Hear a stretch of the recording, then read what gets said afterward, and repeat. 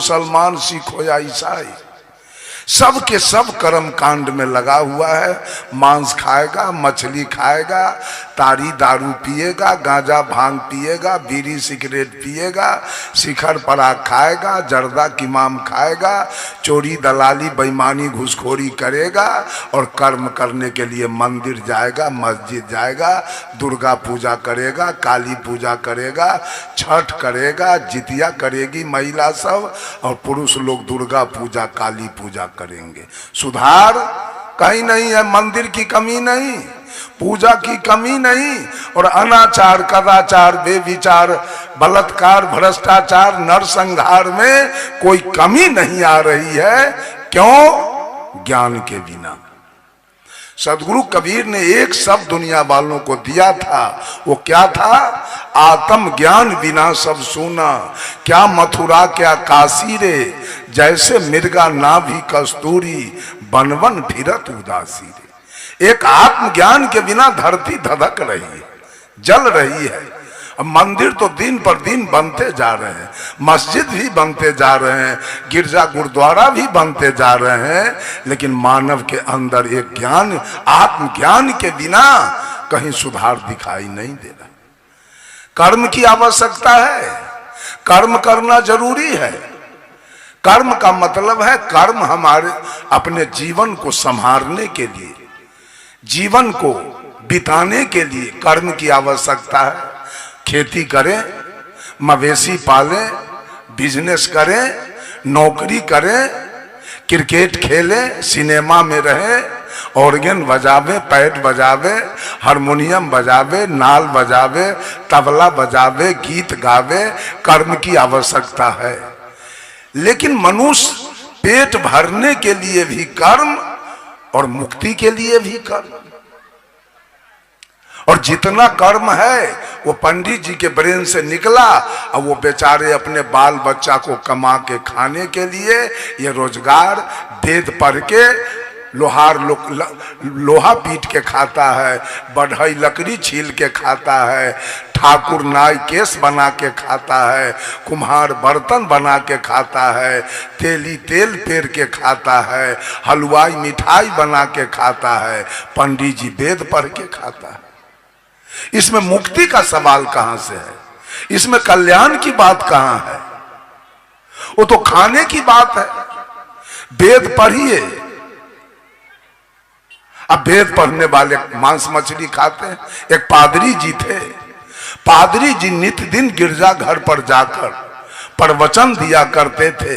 ऐ दुनिया के लोग, भगवान पर विश्वास करो, भगवान की पूजा करो और कर्म बढ़िया करो, तुम्हारी मुक्ति हो जाएगी, तुम्हारे जीवन में सुख शांति आ जाएगी, तुम्हारा कल्याण हो जाएगा, तुम्हारा मोक्ष हो जाएगा। प्रवचन चलता रहा। जब 2-4-6 महीना प्रवचन चला, एक कबीरपंथी साधु गए और पादरी जी से पूछा, पादरी जी 6 महीना से मैं आपका प्रवचन सुन रहा हूं, 2 बात पर आप अधिक बल देते हो, भगवान पर विश्वास रखो और पुण्य कर्म करो, तुम्हारी मुक्ति हो जाएगी, तुम्हारे जीवन में सुख शांति आ जाएगी। यही दोनों बात का जवाब आज मैं आपसे लेने के लिए आया हूं। पादरी जी ने कहा, बोलो। कहा कि जो भगवान पर विश्वास करे, भगवान का रात दिन पूजा करे, कुछ नाम का जाप करे, जल ढारे, अगरबत्ती बारे, अब वो कर्म बढ़िया न करे, उसकी क्या गति होगी? और जो भगवान का पूजा न करे, जलधारी न करे, अगरबत्ती न बारे, नाम का जाप नहीं करे, और वो केवल कर्म बढ़िया करे, उसकी क्या गति होगी? पादरी जी ने अपना मुंह बंद कर लिया। कहा, इसका जवाब मैं नहीं जानता हूं। कहा, तो आप ही रात दिन प्रवचन करते हो और अपने बोले हुए बात का जवाब नहीं जानते हो, तो आपका प्रवचन अब क्यों होगा? आप अपना प्रवचन बंद रखो, अब नहीं होगा। पादरी जी को बड़ा कष्ट हुआ, अब तो मेरा प्रवचन ही नहीं होने देगा। कहा, एक काम करो बाबा, 2 दिन का छुट्टी हमको दो और मैं बूझ विचार के आपको जवाब दे दूंगा। कबीरपंथी साधु ने कहा 2 दिन नहीं, मैं 5 दिन का छुट्टी आपको दे रहा हूं, जाओ बूझ विचार के आओ। पादरी जी अपने घर गए और नित्य दिन शाम को भोजन करके बिछावन पर सोने के लिए जाते थे और वो चिंतन करते थे जवाब के लिए। चिंतन करते करते 11-12 बज गया रात, कोई जवाब नहीं आया। निद्रा आई और पादरी जी सो गए। 4 रात का समय सोने में बीत गया, कोई जवाब नहीं आया। आज अंतिम 5वां रात है, पादरी जी गहरी चिंतन में है। कल वो कबीरपंथी साधु जवाब मांगेगा और जवाब तो कुछ आया नहीं, मैं जवाब क्या दूंगा। आज गहरी चिंतन में चिंतन करते करते 2, 2:30, 3 बज गया भोर, कोई जवाब नहीं आया। निद्रा आई और पादरी जी सो गए। जब अर्ध निद्रा में गए तो सपना, पादरी जी सपना देखने लगे। सपना में पादरी जी की मृत्यु हो गई, पादरी जी मर गए। यह दृष्टांत है, इसको सिद्धांत आप लोग नहीं समझेंगे। पादरी जी मर गए, मरे तो जमराज आ गया। जमराज आया और पादरी जी से कहा, पादरी जी अब आप तैयार हो जाओ, आपकी चलने की बारी आ गई। पादरी जी ने जमराज से पूछा, हमको कहां ले चलोगे। जमराज ने कहा, आपको मैं स्वर्ग ले चलूंगा। पादरी जी के मन में कुछ तसल्ली आई, खैर जाएंगे तो स्वर्ग। जमराज से कहा, जमराज महोदय 10 मिनट में आप आ जाइए, मैं तब तक तैयार हो जाता हूं। 10 मिनट में जमराज महोदय पहुंच गए। कहा, पादरी जी तैयार हैं। कहा, तैयार तो हैं, लेकिन एक बात आपसे और जानकारी प्राप्त करना है। कहा, जल्दी बोलो। कहा, स्वर्ग की विशेषता हमको कुछ बता दीजिए। जमराज महोदय ने कहा, पादरी जी स्वर्ग में कभी रात्रि नहीं होती है, 24 घंटा दिन प्रकाश होता है। स्वर्ग के लोग झोपड़ी, मरैया, खपरा, टीन के चदरा और एस्बेस्टस में नहीं रहते हैं, वो 10-20 महल के एयर कंडीशन मकान में रहते हैं। स्वर्ग के लोग मकई, मरुआ, जौ के रोटी, अलुआ, सुथनी नहीं खाते हैं। स्वर्ग के लोग काजू, किशमिश, बादाम, पेड़ा, रसगुल्ला खाते हैं। स्वर्ग में कहीं सेवरी, मीरा, अनुसुईया का भजन होता है, तो स्वर्ग में कहीं बुद्ध, महावीर, सदगुरु कबीर का प्रवचन होता है। स्वर्ग में कहीं सुंदर सुंदर फूल के बगीचे मिलेंगे, स्वर्ग में कहीं सुंदर सुंदर फल के बगीचे मिलेंगे। यह है स्वर्ग की विशेषता। पादरी जी तो गदगद हो गए। कहा, चलो अब। पादरी जी और जमराज महोदय स्वर्ग जा रहे हैं। जब स्वर्ग के निकट पहुंचते हैं तो रात अंधेरी है। चारों तरफ लोग अलुआ, सुथनी, मरुआ, मकई के रोटी, नमक, मिर्चाई लेके झक मार रहे हैं। चारों तरफ झोपड़ी, मरैया, खपरा, एस्बेस्टस का घर है। कहीं सेवरी, मीरा, अनुसुईया का भजन नहीं, कहीं बुद्ध, महावीर, कबीर का प्रवचन नहीं, कहीं सुंदर सुंदर फूल के बगीचे नहीं, कहीं सुंदर सुंदर फल के बगीचे नहीं। पादरी कहा जमराज से, कितना झूठ बोलते हो आप। कहा, स्वर्ग की ये विशेषता है, ये आपका स्वर्ग तो नरक से बढ़कर है। अच्छा ये काम कीजिए, आपका स्वर्ग तो मैं देख लिया, अब मुझको जरा नरक दिखा दो आप अपना। जमराज ने कहा, नरक देखोगे। कहा, जी चलो।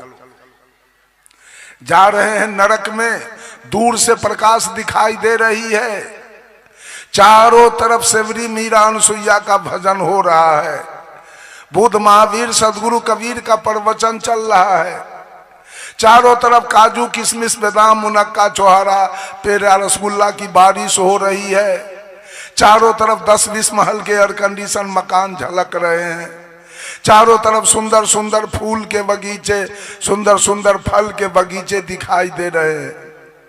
पादरी जी ने जमराज से कहा, कितना झूठ बोलते हो, जिसको आपने स्वर्ग कहा था वो नरक से बढ़कर है, और जिसको आपने नरक कहा था वो स्वर्ग से बढ़कर है। ऐसा क्यों? जमराज ने जवाब दिया है, पादरी जी, तुम्हारे जैसे लोग जो केवल भगवान पर विश्वास किया, रात दिन भगवान का पूजा किया, मंदिर गया, जलढारी किया, अगरबत्ती बारा, कुछ नाम का जाप किया, वो व्यक्ति कर्म बढ़िया नहीं किया। बिल्कुल स्पष्ट बात है, जो भगवानवादी होंगे उनका कर्म कभी सुधरने वाला नहीं। भगवानवादी, भाग्यवादी, जितने भगवानवादी और भाग्यवादी और मंदिरवादी लोग हैं, कर्मकांडी लोग हैं, उनका कर्म कभी सुधरने वाला नहीं है। वो भरोसा पर जीते हैं, भरोसा पर पाप कर्म करते हैं, भगवान क्षमा कर देगा। कहा तुम्हारे जैसे लोग कर्मकांडी जो जीवन भर भगवान का पूजा किया, कर्म बढ़िया नहीं किया, वे सारे लोग आकर इस स्वर्ग को नरक बना के छोड़ दिया। और बुद्ध के जैसे लोग, सदगुरु कबीर के जैसे लोग, सुकरात के जैसे लोग, लाओत्जे के जैसे लोग, प्लेटो के जैसे लोग, रजनीश के जैसे लोग जो अपने कर्म का भरोसा किया, भगवान का भरोसा छोड़ दिया, वे सारे लोग आकर इस नरक को स्वर्ग बना दिया। राम बुलावा भेजिया, राम बुलावा भेजिया, दिया कबीरा रोए, जो सुख साधु संघ में सो वैकुंठ न होए। जिस दिन मनुष्य का कर्म ठीक हो जाए, फिर सतलोक जाने की जरूरी नहीं पड़ेगी। वो सतलोक, वो वैकुंठ आपके निकट उतर के उसको आना पड़ेगा। कर्म तो ठीक हो जाए, लेकिन आज लोग कर्म, सदगुरु कबीर कर्म करते थे, रात रात भर कपड़ा बुनते थे, मोहम्मद साहब बकरी चराते थे, ईसा मसीह भेड़ी चराते थे, भगवान कृष्ण गाय चराते थे, विश्वकर्मा जी लकड़ी लोहा का काम करते थे, रविदास जी जूता टांगते थे, सुपच भगत सूप डगरा बीनते थे। कर्म की प्रधानता है, लेकिन कर्म होगा सुख के लिए, कर्म से कभी शांति मिलने वाली नहीं। कर्म से आप बेटा बेटी को पाल सकते हैं रुपया कमा के, कर्म से आप पत्नी को रख सकते हैं, माँ बाप की सेवा कर सकते हैं, लेकिन कर्म से ही चाहेंगे कि हमको सतलोक हो जाए, शांति मिल जाए मंदिर जाने से और जलढारी करने से और बेलपत्र चढ़ाने से और कुछ नाम का जाप। नाम का जाप क्या है? नाम के जाप करने वाले तो लोग जेल में खिचड़ी खा रहे हैं। नाम के जाप करने वाले लोग जेल में खिचड़ी खा रहे हैं। किसने दिया नाम? और नाम आया कहां से? नाम की उत्पत्ति कहां से हुई? साहब कबीर कहे, 5 तत्व का पूतरा युक्ति रचा मैं कीव, मैं तो ही पूछो पंडिता, शब्द बड़ा की जीव। शब्द बड़ा है कि जीव बड़ा है? अगर पूरे विश्व के अंदर अगर मानव नहीं होता, अगर मनुष्य नहीं होता, तो फिजिक्स केमिस्ट्री कौन लिखता? एलिमेंट्री मैथमेटिक्स ज्योमेट्री कौन लिखता? हिस्ट्री ज्योग्राफी कौन लिखता? किसकी बात लिखी जाती? इकोनॉमी सिविक्स कौन लिखता? हिंदी संस्कृत कौन लिखता? वेद पुराण स्मृति उपनिषद गीता रामायण कौन लिखता? ये शब्द आया कहां से? शब्द का बाप है कौन? साहब कबीर ने बीजक से कहा, शब्द हमारा तू शब्द का। अरे शब्द हमारा गुलाम है। अगर एक भी मानव धरती पर नहीं होता तो शब्द आता कहां? सारे शब्द इस आत्मा की आवाज है। तो शब्द बड़ा कि आदमी बड़ा है? कौन बड़ा? Sound of the sound of the Brahm, when we go to the shore of the sea hear the roaring of ocean, such is the Om sound Brahm. जब हम समुद्र के किनारे जाते हैं तो दूर से समुद्र के कलकल छल छल की आवाज सुनाई पड़ती है। वो समुद्र सत्य है कि आवाज सत्य है? अगर समुद्र ना हो तो आवाज कहां से आएगा? अगर मनुष्य ना हो, अब मनुष्य के अंदर आत्मा ना हो, आत्मा ना होती तो ग्रंथ लिखाता कहां से? सारे कोर्स के किताब कहां से लिखाते? तो सारे शब्द का बाप यहां बैठा हुआ है। हम किसका जाप करें? कर्ता किस कर्म का जाप करेगा? सारे लोगों ने शब्द की दुकानदारी लगा दिया, नाम की दुकानदारी लगाया है कि नाम जाप करने से मुक्ति हो जाएगी। वो नाम आया कहां से? पहले बच्चा जन्म लिया कि पहले उसका नाम रखा गया? पहले कौन है बच्चा की नाम? बंधुओं, बड़ी भारी अध्यात्म में भी बहुत बारी ठगैती चल रही है। अध्यात्म जगत में बहुत बड़ी ठगैती चल रही है। सावधान हो जाइए सब लोग। मैंने कहा सारे लोग कर्म कांड में लगे हुए हैं और कर्म कांड से अपने को मुक्ति चाहते हैं। कर्म कांड से मुक्ति होने वाली नहीं है। कर्म का 7 शाखा है, यजन, याजन, अध्ययन, अध्यापन, दान, पतिग्रह, मैथुन। यज्ञ करना, यज्ञ कराना, विद्या पढ़ना, विद्या पढ़ाना, दक्षिणा लेना, दक्षिणा देना और बच्चा पैदा करना, ये 7 कर्म कांड है। और कर्म कांड का बदला आपको चुकाना पड़ेगा। इससे न मुक्ति होगी, न सतलोक होगा, न वैकुंठ होगा और न जन्नत। जन्नत हो सकता है ज्ञान से। ज्ञान का मतलब है बीड़ी पीना छोड़ दो, सिगरेट पीना छोड़ दो, दारू पीना छोड़ दो, वासना से दूर हो जाओ, दुर्व्यसन से दूर हो जाओ, चोरी डकैती बेईमानी छोड़ दो। ये है ज्ञान। इसका नाम है ज्ञान कांड। अगर मुक्ति पाना है तो आसक्ति मिटाना होगा। किसी नाम के जपने से और किसी मंदिर जाने से। अगर मंदिर जाने से मुक्ति हो जाए तो सारे मस्जिद वाले दोजख में चले जाएंगे, गिरजा वाले, गुरुद्वारा वाले सब नरकगामी हो जाएंगे। ये तो पक्षपात की भक्ति चल रही है। कोई मंदिर जा रहा है, कोई मस्जिद जा रहा है, कोई गिरजा जा रहा है, कोई गुरुद्वारा जा रहा है, कोई रामायण पढ़ रहा है, कोई कुरान पढ़ रहा है, कोई बाइबिल पढ़ रहा है, कोई गुरु ग्रंथ पढ़ रहा है। किसी का देवता अरवा चावल, बतासा, तुलसी के पत्ता खा रहा है तो किसी का देवता बकरी, मुर्गी, गाय, भैंसी, ऊंट, दुम्मा खा रहा है। किसी का देवता मरा हुआ खा रहा है, किसी का देवता गाय, सुगर दोनों खा रहा है। एक आदमी हिंदू से पूछा पंडित जी से, पंडित जी आपके देवता क्या खाते हैं? तो कहा अरवा चावल, बतासा और तुलसी के पत्ता। तो कहा हिंदू के देवता के पेटे खराब है, लिवरे कमजोर है इसका, ये बतासा खाता है अरवा चावल। मौलवी से पूछा, मौलवी साहब आपका अल्लाह क्या खाता है? कहा हमारा अल्लाह तो बकरी, मुर्गी, गाय, भैंसी, ऊंट, दुम्मा सब खाता है। कहा वाह, आपके देवता का, आपके अल्लाह का लीवर करगर है, मजबूत है, वो सब कुछ पचाता है। लेकिन कहा सुनिए मौलवी साहब, आपके अल्लाह का भी लीवर उतना मजबूत नहीं है। कहा कैसे? शुगर में चर्बी होता है ज्यादा, वो अल्लाह के लीवर पर पासे नहीं करता है।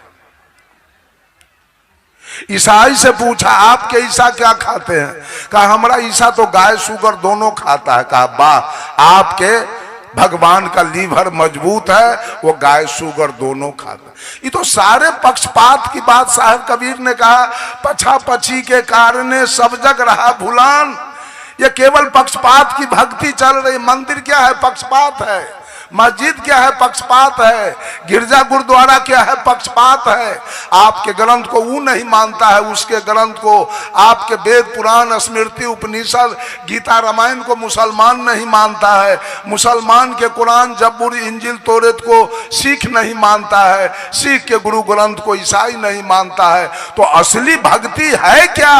ये असली भक्ति सब पक्ष से हटकर सदगुरु कबीर ने लाया था। संतो सदगुरु भक्ति आनी, नारी एक पुरुष दुई जाया, बूझो पंडित ज्ञानी। पाहन फोर गंग एक निकले, चहु दिस पानी पानी, अतई पानी दोई पर्वत बूढ़े, दरिया लहर समानी। नारी सकल पुरुष को खाया, ताते रहो अकेला, कहे कबीर जो अब की बूझ है, सोई गुरु हम चेला। बंधुओं, मैं चर्चा शुरू किया कर्म कांड और ज्ञान कांड से। सारी सृष्टि कर्म कांड में भिड़ा हुआ है। एक कबीरपंथी पारखी जो ज्ञान कांड मार्ग से चलते हैं और सारे लोग कर्म कांड में लग गए। देवता को स्नान कराएंगे, उसका पूजा करेंगे, उसको चादर चढ़ाएंगे। साहब कबीर कहते हैं दुनिया ही घर आंगन जिसका, आश्रित फिर वह होगा किसका। लौकिक भेंट चढ़ा कर प्रभु को लाद रहा एहसान कि मुझको मिल जाए भगवान। लोगों से पूछा गया बेटा कितने हैं? तो कहा भोला बाबा के कृपा से 4 बेटा है। बेटा सब क्या करता है? तो हनुमान जी के कृपा से चारों बेटा को नौकरी है। जमीन कितना है? तो राम जी के कृपा से 40 बीघा जमीन है। घर कैसा है? तो कृष्ण जी के कृपा से 3 महल का मकान है। तो देवता लोग तो बाबू इतना दयालु है कि मनुष्य को सब कुछ देते हैं, बेटा, जमीन, मकान, दुकान, नौकरी, सब कुछ। तो भगवान जब इतना धनवान है, इतना दयालु है, तो आप भगवान के नाम पर भीख क्यों मांगते हो रस्सी छपा कर? हम तो भीख मांगते हैं। हमारे कबीर साहब धनवान नहीं थे, उन्होंने तो स्पष्ट कह दिया था, मन लागो मोरे यार फकीरी में, जो रस है बंदे राम भजन में, वो रस नाही अमीरी में। तो कबीर तो गरीब थे, इसलिए हम भी गरीब हैं। हम आपसे भीख मांग के आप ही के स्वागत के लिए मांगते हैं। आपके राम तो बड़े अमीर हैं, आपके भोला बाबा तो बहुत अमीर हैं, सबको बेटा पोता नाती देते हैं, तो आप भीख क्यों मांगते हैं? सरस्वती जी के नाम पर चंदा क्यों मांगते हैं? काली जी, दुर्गा जी के नाम पर आप चंदा क्यों मांगते हैं? राम जी का मंदिर बना अयोध्या में, उसके लिए भीख मांगा गया है। तो आप ही फाइनल कीजिए, देवता आपके धनवान है कि दरिद्र हैं, तो आप ही जानिएगा। कैसे भगवान आपके हैं जिसके लिए भीख मांगते हैं? मठ बनाने के लिए, उनके पंगत के लिए, कपड़ा के लिए, सबके लिए भीख मांगा जा रहा है। एक तरफ धनवान बताया जा रहा है, एक तरफ दरिद्र बताया जा रहा है। बंधुओं, सब लोग कर्म कीजिए, कर्म की प्रधानता है। जितने लड़के बच्चे लड़कियां हैं वो पढ़े लिखे, नौकरी प्राप्त करे, सुख से जिए। हम खुश हैं कि आप 5 महल का मकान बना के रहिए, आप फॉर्च्यूनर पर चढ़िए, आपका एयर कंडीशन मकान हो, आप चिवड़ा दही भात दाल दही चीनी पेड़ा रसगुल्ला काजू किशमिश खाइए, आप बढ़िया कपड़ा पहनिए। हम खुश हैं, हमारे सारे संत खुश हैं। लेकिन इसके लिए कर्म की आवश्यकता है। कर्म कीजिएगा, सुख से जी लीजिएगा, लेकिन मुक्ति के लिए कर्म की आवश्यकता नहीं है। मुक्ति के लिए आत्मज्ञान की आवश्यकता है। आज मनुष्य जीने के लिए, सुख के लिए भी कर्म कर रहा है और मुक्ति के लिए भी कर्म कर रहा है। सारे लोग कर्म कांड में गंगा जमुना में जाके स्नान करते हैं। स्नान करने से मुक्ति होती है क्या? स्नान करने से पाप ऊपर में बैठा है। गुरुजी कहा करते थे बराबर कि पाप तिलवा है कि स्नान करने से धोआ गया? ऊपर में पाप है कि पाप तो अंदर में बैठा है। वो पाप कैसे धोआ जाएगा स्नान करने से? कोई मौनी बाबा, कोई थरेसरी, कोई फलहारी, निर्जली, दिगंबरी, खाकी, निराहारी, दूधाहारी, सारे के सारे कर्म कांड में लगे हुए हैं। कोई कहता है डाक बम, पैदल बम, भैया बम, बहिना बम, रेल बम, बस बम, और जो सबसे ढहलेल है वो पेटकुनिया बम। ये सारा कर्मकांडी लोग आके सुनते ले तो लेते हैं सत्संग की बात, लेकिन कर्मकांड इनके दिल से जा नहीं रहा। जिस साल परम पूजा विलाग साहब का देहावसान हुआ, उस साल के सत्संग में पूज्य गुरुदेव गए थे, वहां मैं भी गया। समस्तीपुर से हमारे साथ 2-3 गो महिला गई। अब प्रयागराज उतरने के बाद हमसे कही कि बाबा हम लोगों को संगम दिखा दीजिए। अब गए हम संगम, सारी महिलाएं स्नान की। अब मैं नौका पर बैठा रहा। नौका का जो केवट था हमसे कहा कि बाबा आप नहीं स्नान करेंगे? मैंने कहा कि मैं ढहलेल लगता हूं क्या? कदोर पानी में, थूक खखार वाला पानी में हम स्नान करेंगे? हमको क्या पाना है, क्या लेना है? हम जाके परम पूजा विलाग साहब के आश्रम पर जाके नलका पर स्नान किए, लेकिन वो त्रिवेणी संगम में मैं स्नान नहीं किया। 4-5 बार मैं सोनपुर गया मेला देखने, लेकिन गंगा में कभी अपना पैर नहीं भिराया, उस कदोर पानी में पैर भी नहीं धोया। कभी कर्म कांड में आप किसी से पूछ लीजिए, 67 बरस का मेरा उम्र हो गया, कोई आदमी कह दे कि रमाशंकर साहब को मैं मंदिर में देखा या कोई तीर्थ में देखा या किसी देवा देवी को प्रणाम करते हुए, पत्थल पानी को प्रणाम, मैं ये संत महात्मा को प्रणाम करता हूँ, साहेब बनगी करता हूँ, लेकिन मैं पत्थल पानी को आज तक, इतिहास है कि मैं मैट्रिक तक की पढ़ाई मैंने किया, लेकिन सरस्वती के मूर्ति को कभी मैंने प्रणाम नहीं किया। बंधुओं, मैं चर्चा शुरू किया था कर्म कांड और ज्ञान कांड। ज्ञान से आपका कल्याण हो जाएगा और कर्म से रोटी कपड़ा और मकान मिलेगा। कल्याण होने वाला नहीं है। इन्हीं चंद शब्दों के साथ